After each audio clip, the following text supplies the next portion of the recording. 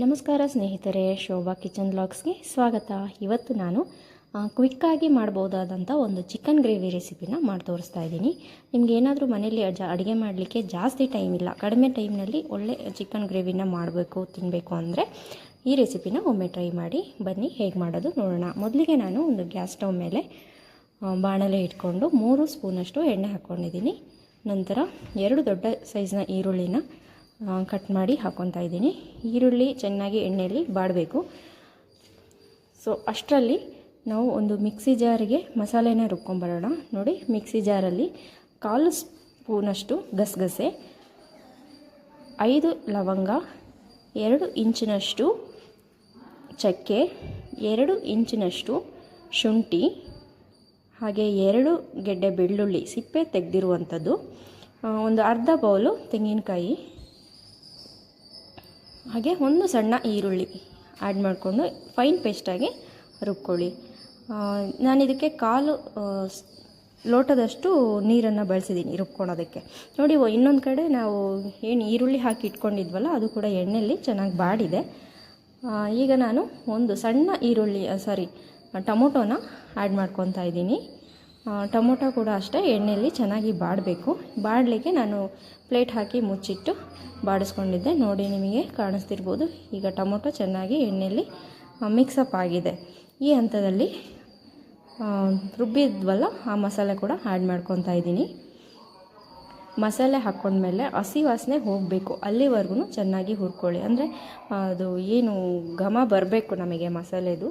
So ಅಲ್ಲಿವರೆಗೂ ಚೆನ್ನಾಗಿ ಹುರ್ಕೊಳ್ಳಿ. ಈಗ ಹುರ್ಕೊಂಡಾಗಿದೆ. 1.5 ಟೇಬಲ್ ಸ್ಪೂನಷ್ಟು ಕಲ್ಲುಪ್ಪು, 1.5 ಟೇಬಲ್ ಸ್ಪೂನಷ್ಟು ಅಚ್ಚ ಖಾರದ ಪುಡಿ ಹಾಕ್ಕೊಂಡು ಒಮ್ಮೆ ಮಿಕ್ಸ್ ಮಾಡ್ತಾ ಇದ್ದೀನಿ. ಖಾರದ ಪುಡಿ ನೀವು ನೋಡಿ ಹಾಕ್ಕೊಳ್ಳಿ. ಖಾರ ಜಾಸ್ತಿ ಬೇಕು ಅನ್ನೋರು 2 ಟೇಬಲ್ ಸ್ಪೂನ್ ಕೂಡ ಹಾಕ್ಕೊಬೋದು. ಜೊತೆಗೆ ಒಂದು 1/4 ಟೇಬಲ್ ಸ್ಪೂನಷ್ಟು ಅರಿಶಿನ ಪುಡಿ, 1.5 ಟೇಬಲ್ ಸ್ಪೂನಷ್ಟು ಧನಿಯಾ ಪುಡಿ ಹಾಕ್ಕೊಂಡು ಮಿಕ್ಸ್ ಕೊಡಿ.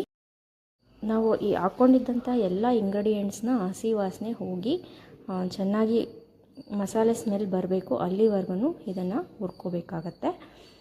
ಒಂದು 2 to 3 ಮಿನಿಟ್ಸ್ ಆದರೆ ಸಾಕಾಗತ್ತೆ. ನಂತರ ನಾನು ಇಲ್ಲಿ 1/4 kg ಚಿಕನನ್ನು ತೊಗೊಂಡಿದ್ದೀನಿ. ಚಿಕನನ್ನು ಈಗ ಆ್ಯಡ್ ಮಾಡ್ಕೊತಾ ಇದ್ದೀನಿ. ಚಿಕನನ್ನು ಮಸಾಲೆ ಜೊತೆ ಚೆನ್ನಾಗಿ ಮಿಕ್ಸಪ್ ಮಾಡಿ, ಯಾಕಂದರೆ ಉಪ್ಪು ಖಾರ ಏನು ಹಾಕಿರೋದು ಅದು ಮಸಾಲೆ ಎಲ್ಲ ಚೆನ್ನಾಗಿ ಚಿಕನ್ಗೆ ಹತ್ತಬೇಕು. ಸೊ ಆ ಮಟ್ಟಿಗೆ ನೀವು ಚೆನ್ನಾಗಿ ಅದನ್ನು ಮಿಕ್ಸಪ್ ಮಾಡ್ತಾಯಿರಿ. ಈಗ 1 ಮಿನಿಟ್ ಆಗಿದೆ ನಾನು ಮಿಕ್ಸ್ ಮಾಡಿ. ನಂತರ ಇದಕ್ಕೆ ನಾನು ಮಿಕ್ಸಿ ಜಾರ್ನಲ್ಲಿ ಮಸಾಲೆ ರುಬ್ಕೊಂಡಿದ್ವಲ್ಲ ಅದರೊಳಗೆ 1 ಲೋಟದಷ್ಟು ನೀರನ್ನು ಹಾಕಿ ಆ ನೀರನ್ನು ಈ ಬಾಣಲಿಗೆ ಹಾಕ್ಕೊಂಡಿದ್ದೀನಿ. ನಂತರ ಇನ್ನೊಂದು ಕಪ್ ಎಕ್ಸ್ಟ್ರಾ ನೀರನ್ನು ಹಾಕ್ಕೊತಿದ್ದೀನಿ. ಟೋಟಲ್ ನಾನು 2 ಕಪ್ ನೀರನ್ನು ಯೂಸ್ ಮಾಡಿದ್ದೀನಿ. ಈಗ ಇದನ್ನು ಬೇಯೋಕ್ಕೆ ಬಿಡೋಣ. ಒಂದು 10 to 12 ಮಿನಿಟ್ಸ್ ಬೆಂದರೆ ಸಾಕಾಗತ್ತೆ. ಯಾಕಂದರೆ ನಾವು ಮಸಾಲೆನ ಜೊತೆಗೇ ನಾವು ಚಿಕನನ್ನು ಸ್ವಲ್ಪ ಬೇಯಿಸ್ಕೊಂಡಿದ್ದೀವಲ್ಲ, ಹಾಗಾಗಿ. ನೋಡಿ, ಈಗ 12 ಮಿನಿಟ್ಸ್ ಆಗಿದೆ. ನಾನು ಕೊನೆ ಹಂತದಲ್ಲಿ ಇದಕ್ಕೆ ಕಟ್ ಮಾಡಿರುವಂಥ ಕೊತ್ತಂಬರಿ ಸೊಪ್ಪನ್ನು ಹಾಕ್ಕೊತಾ ಇದ್ದೀನಿ. ಇದು ತುಂಬ ಫ್ಲೇವರ್ ಚೆನ್ನಾಗಿ ಕೊಡುತ್ತೆ. ಈ ರೀತಿ ನೀವು ಮನೇಲಿ ಒಮ್ಮೆ ಟ್ರೈ ಮಾಡಿ. ನೀವೇನಾದರೂ ಫಸ್ಟ್ ಟೈಮ್ ನನ್ನ ಚಾನಲ್ನ ನೋಡ್ತಾ ಇದ್ದರೆ ನನ್ನ ಚಾನಲ್ಗೆ ಸಬ್ಸ್ಕ್ರೈಬ್ ಮಾಡಿ, ವಿಡಿಯೋ ಇಷ್ಟ ಆದರೆ ಲೈಕ್ ಮಾಡಿ, ನಿಮ್ಮ ಫ್ರೆಂಡ್ಸ್ ಆ್ಯಂಡ್ ಫ್ಯಾಮಿಲಿಗೆ ಶೇರ್ ಮಾಡಿ.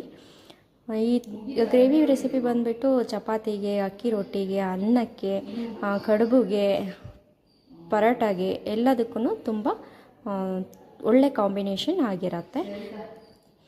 ನೀವು ಟ್ರೈ ಮಾಡಿ ಹೇಗಾಯಿತು ಅಂತೇಳಿ ನನಗೆ ಕಮೆಂಟ್ ಬಾಕ್ಸಲ್ಲಿ ತಿಳಿಸಿ. Thank you for watching.